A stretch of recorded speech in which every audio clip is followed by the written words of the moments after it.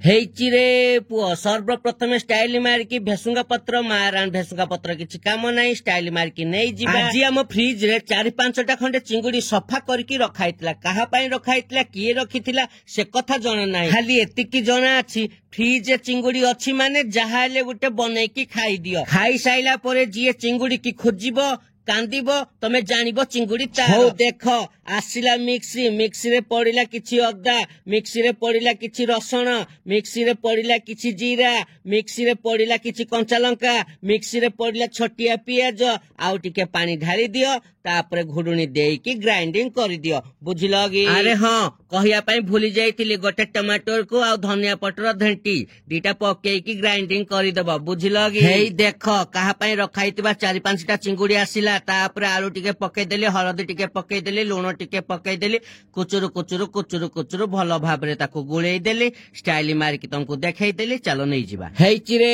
ପୁଅ ବସିଲା କଡେଇ, ପଡିଲା ତେଲ, ତା ଭିତରକୁ ଚିଙ୍ଗୁଡି 4-5ଟା ପେଲ, କଟର କଟର କଟର କଟର କଟର କଟର କର ଟିକେ ଗେଲ, ଚିଙ୍ଗୁଡି ହେଇଗଲା ନାଲି ନାଲି। ଏବେ ତାକୁ କାଢିଦେଲି। ବଳକା ତେଲକୁ ଆଉ ଟିକେ ଆଳୁ ପେଲି ଦେଲି, କଟର କଟର କଟର କଟର କଟର କଟର ଟିକେ କରିଦେଲି, ଆଳୁ ବି ମଧ୍ୟ ନାଲି ନାଲି ହେଇଗଲା। ଏବେ ତାକୁ କାଢିଦେଲି। ବୁଝିଲ କି ନାଇଁ? କାଢିଦେଲି। ହେଇଛି ଆସିଲା ପେଟୁଆ ପିଆଜ କଚ କଚ କଚ କଚ କଚ କଚ ଚୁ ଚୁ ଚୁ ଚୁ ଚୁନି ଚୁନି କରିଦବ। ବୁଝିଲ କି? ମସଲା ବନେଇବା ପାଇଁ ଗୋଟେ ଗିନା ନିଅ, ତାପରେ କିଛି ଲଙ୍କା ଗୁଣ୍ଡ ଦିଅ, କିଛି ହଳଦୀ ଗୁଣ୍ଡ ଦିଅ, କିଛି ଧନିଆ ଗୁଣ୍ଡ ଦିଅ, ଆଉ ଟିକେ ହବର ଜିରା ଗୁଣ୍ଡ ଦିଅ, ପାଣି ଟିକେ ଦେଇ ଦିଅ, କୁଟୁରୁ କୁଟୁରୁ କୁଟୁରୁ କୁଟୁରୁ କୁଟୁରୁ କୁଟୁରୁ କୁଟୁରୁ କୁଟୁରୁ କୁଟୁରୁ କୁଟୁରୁ କୁଟୁରୁ କୁଟୁରୁ କରିକିନି ଗୁଳେଇ ଦିଅ। ଚାଲ କଡେଇରେ ପଡିଛି ତେଲ, ତା ଭିତରୁ କଚ କଚ କଟା ହେଇଥିବା ପିଆଜ ପେଲ, କଟର କଟର କଟର କଟର କରିକି କର ଗେଲ। ପିଆଜ ଯେତେବେଳେ ହେଇଯିବ ନାଲି ନାଲି, ତା ଉପରେ ଅଦା ରସୁଣ ପେଷ୍ଟ ଟିକେ ପକେଇ ଦିଅ। ପୁଣି କଟର କଟର କଟର କଟର ଭଲ ଭାବରେ ଚଲେଇ ଦିଅ। ଅଦା ରସୁଣ ସେଣ୍ଡା ହେଇଗଲା ପରେ କରା ହେଇଥିବା ମସଲା ପାଣିକି ତା ଉପରେ ପକେଇ ଦିଅ। ପୁଣି କଟର କଟର କଟର କଟର କଟର କଟର ଚଲେଇ ଦିଅ।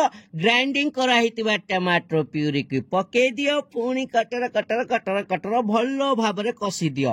ବୁଝିଲ କି ନାହିଁ? ତାପରେ କିଛି କସ୍ତୁରୀ ମେଥି ଆଉ କିଛି ସ୍ୱାଦ ଅନୁସାରେ ଲୁଣ ପକେଇ ଦିଅ। କଟର କଟର କଟର କଟର କଟର କଟର କଷି ଦିଅ। ମସଲା ସେଣ୍ଡା ହେଇଗଲା ପରେ କାହା ପାଇଁ ରଖାଇଥିବା 4-5ଟା ଚିଙ୍ଗୁଡି ଆଳୁକୁ ପକେଇ ଦିଅ। କଟର କଟର ଭଲ ଭାବରେ କଷି ଦିଅ। କଷି ଦେଇ ସାରିଲା ପରେ ତା ଉପରେ କିଛି ପାଣି ପକେଇ ଦିଅ। ପୁଣି ଆସ୍ତେ ଆସ୍ତେ ଆସ୍ତେ ଆସ୍ତେ ଏପଟେ ସେପଟେ କରିକିନି ସେଣ୍ଡା କରିଦିଅ। କିଛି ସମୟ ପରେ ଖଟ ଖଟ ଖଟ ଖଟ ଖଟ ଖଟ ଖଟ ଖଟ ଖଟ ଖଟ ଖଟ ହେଇକି ଫୁଟିବ। ଧନିଆ ପତ୍ର ମେଞ୍ଚେ ପକେଇ ଦିଅ। ରେଡି ହେଇଗଲା ଆମର କାହା ଚିଙ୍ଗୁଡି। ହେଇଛି ଆସିଲା ଭାତ, ଆସିଲା କାହା ପାଇଁ ରଖା ହେଇଥିବା ଚିଙ୍ଗୁଡି। ଆହା କଣ ନ ଲାଗୁଛି? ଏ ଯାହା ପାଇଁ ଥାଉ, ଖାଇ ଖୁଆକିନି ଶୁଇ ଶୁଆ ପଡେ, ଉଠିଲା ପରେ ଦେଖିବି କିଏ କାନ୍ଦୁଛି, ତାପରେ ଜାଣିବି ଯେ ଚିଙ୍ଗୁଡିଟା ତାର। Wow! Very dangerous!